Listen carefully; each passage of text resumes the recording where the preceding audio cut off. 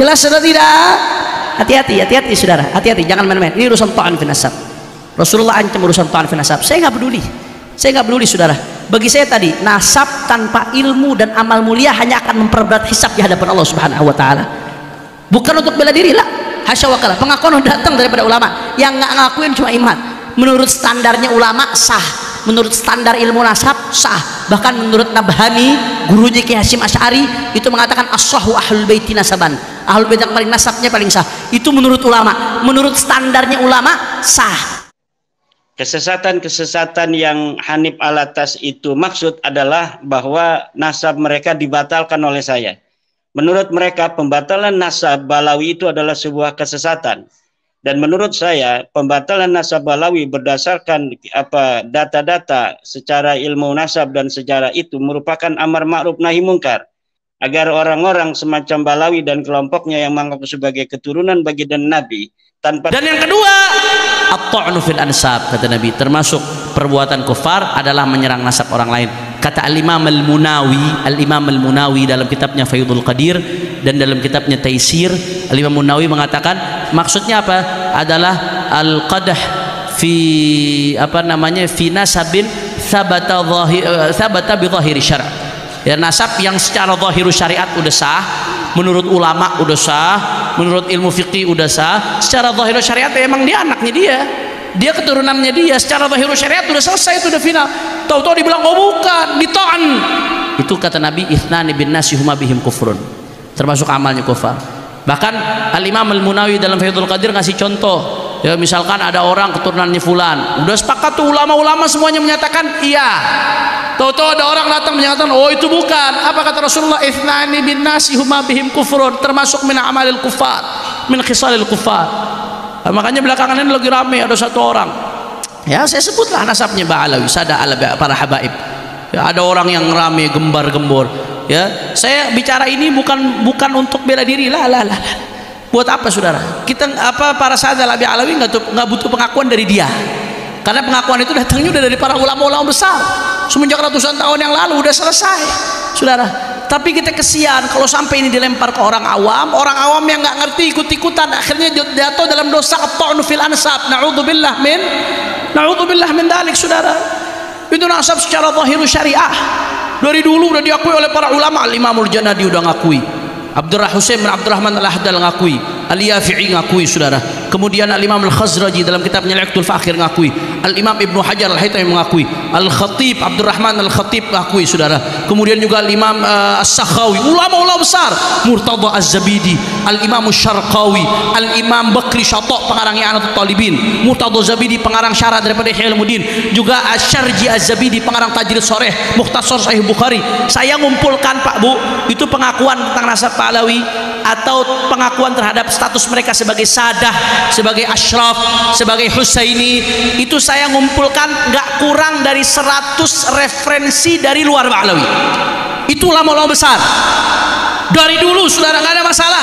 Tahu-tahu setelah 1000 tahun Ba'alawi, saudara, datang ada satu orang mengaku apa? Oh, ini Ubaidillah bukan anaknya Ahmad, berarti Ba'alawi bukan cucunya Nabi, saudara. Makoli. Ya, jelas ya, saudara. Terus apa dia katakan? Walaupun seluruh dunia mengatakan Ba'alawi adalah cucu Nabi, saya tidak akan mengatakan demikian, saudara. Wah, siapa yang butuh pengakuan lo? Jelas atau tidak? Faham? Saya tantang siapapun yang ingin melawan saya, debat 3 hari 3 malam, saya ladenin tantangannya. Saya datang ke Banten, saudara, saat itu. Begitu saya datang ke Banten, orangnya kabur. Unyil. Jelas atau tidak? Hati-hati, saudara, hati-hati, jangan main-main. Ini urusan ta'an fi nasab. Rasulullah ancam urusan ta'an fi nasab. Saya nggak peduli, saudara. Bagi saya tadi, nasab tanpa ilmu dan amal mulia hanya akan memperberat hisab di hadapan Allah Subhanahu wa taala. Bukan untuk bela diri lah, hasya wa kalla. Pengakuan datang daripada ulama. Yang nggak ngakuin cuma iman. Menurut standarnya ulama sah, menurut standar ilmu nasab sah. Bahkan menurut Nabhani, gurunya Ki Hasyim Asy'ari, itu mengatakan as-sahhu ahlul baiti nasaban. Ahlul bait yang paling nasabnya paling sah. Itu menurut ulama, menurut standarnya ulama sah. menurut standar syariat sah, menurut standar nasab sah, yang nggak sah menurut standar iman sabodo teing, nggak ada urusan saudara. Tapi yang saya pikirkan, jangan sampai umat ikut-ikutan jatuh dalam dosa ta'an fin nasab. Orang awam nggak ngerti ikut-ikutan dosa ta'an fin nasab saudara, na'udzubillah min dzalik. Dan juga yang kita perlu khawatirkan apa? Ini ada agenda adu domba saudara, ada agenda adu domba. Ini judi makin merajalela di mana-mana, minuman keras merajalela di mana-mana, narkoba merajalela, korupsi banyak saudara, rakyat banyak makin susah, pengangguran makin banyak saudara. Kok tahu-tahu malah ngeributkan ini? Habaib dan kiai yang dari dulu berdampingan, yang dari dulu bergandengan saudara, saling menghormati, saling takzim satu sama lain, tahu-tahu sekarang dibenturkan, diadu domba dengan narasi-narasi rasis. Di mana Bhinneka Tunggal Ikanya saudara? Di mana persatuan Indonesianya saudara? Ini yang mengadu domba ini tujuannya supaya apa? Supaya habaib kiai ribut. Kalau habaib sama kiai udah ribut, udah lupa, nggak bicara lagi soal korupsi, nggak bicara lagi soal kedoliman, nggak bicara lagi soal narkoba, nggak bicara lagi soal judi, nggak bicara lagi soal minuman keras, nggak peduli lagi umat sholat apa enggak saudara. Siapa yang menang? Setan yang menang ujung-ujungnya. Betul atau tidak? Betul atau tidak? Maka jawab yang kompak, jawab yang kompak semuanya. Kira-kira kalau habaib kiai diadu domba, terima atau tidak? Jawab yang kompak, kiai habaib diadu domba, terima atau tidak? Kiai habaib dibentur-benturkan, terima atau tidak? Kalau ada yang mau menghancurkan kita dengan politik belah bambu, maka kita lawan dengan politik sambung bambu. Setuju? Setuju? Kalau ada yang mau mengacak-acak umat dengan politik adu domba, kita lawan dengan politik silaturahmi saudara. Setuju? Kalau ada yang mau ngadu domba kita, yang ngacak-acak kita dengan politik perpecahan, maka kita lawan dengan politik persatuan saudara. Setuju? Setuju?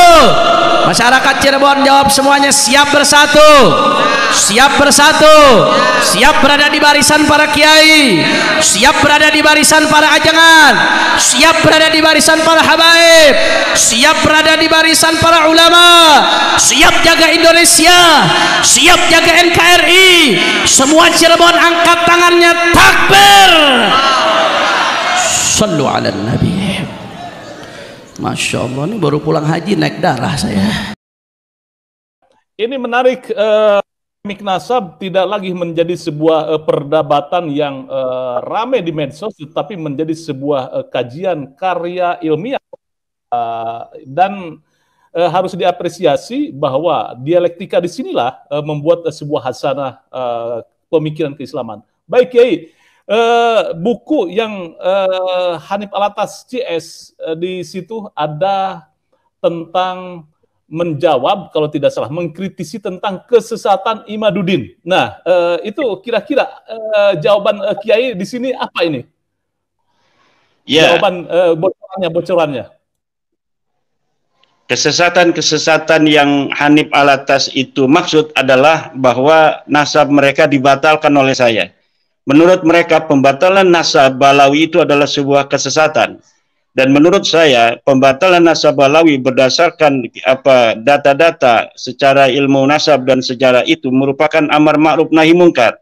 Agar orang-orang semacam Balawi dan kelompoknya yang mengaku sebagai keturunan baginda Nabi tanpa terkonfirmasi oleh kitab-kitab nasab dan kitab sejarah adalah hal yang sangat memalukan di dalam peradaban keislaman mulai dari 895 Hijriah sampai saat ini, dan ini harus dihentikan. Itulah yang disebut oleh Hanif Alatas sebagai sebuah kesesatan, karena persatuan pun menurut Hanif Alatas dengan antara kiai dan para habaib adalah ketika para kiai itu mengakui nasab mereka tanpa syarat.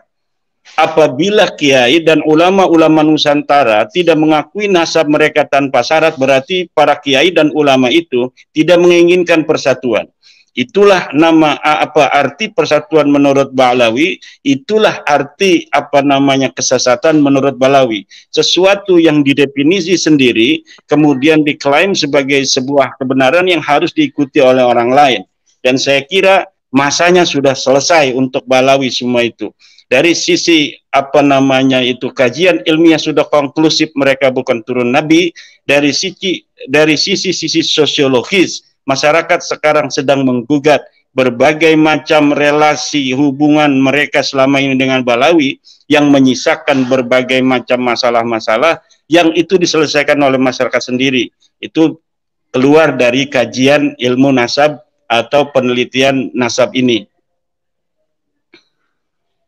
Baik, Kiai, ada lagi bahwa apakah di buku itu juga diterangkan siapa sebenarnya Ubaidillah dan putra siapa? Kemarin saya wawancara dengan Kiai dari Madura, bahwa ada sebuah kitab yang mengatakan ada nama Ubaidillah yang tersambung ke pendiri dinasti Fatimiyah, yaitu Ubaidah bin Ma'mun kalau tidak salah ya. Apakah di situ juga dibahas ini, Kiai?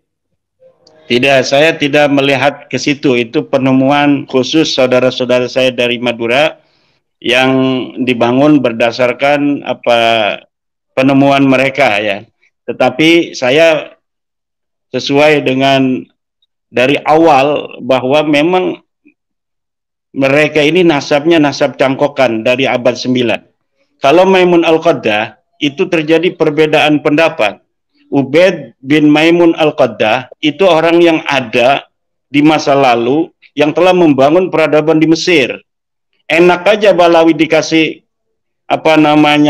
keturunan orang besar yang membangun peradaban Mesir, yang membangun Al-Azhar. Jadi dinasti Fatimiyah itu adalah dinasti yang membangun peradaban di Mesir, peradaban di Sudan, di Tunisia, di Maroko. Apabila penemuan saudara-saudara saya dari Madura itu benar, itu alangkah luar biasanya, walaupun terjadi perbedaan pendapat terkait dengan afiliasi ideologi yang berbeda. Nah, jadi orang-orang yang mempermasalahkan nasab daripada dinasti Fatimiyah itu menurut saya ya terkait hanya karena masalah ideologi sunnah dan Syi'i. Jadi bukan terkait dengan esensi sebenarnya dari perdebatan nasab. Toh dari para kalangan sejarawan ini terjadi perbedaan pendapat sejak masa lalu. Seperti Al-Muqrizi, seorang sejarawan itu mensahihkan nasab Maimun Al-Qaddah.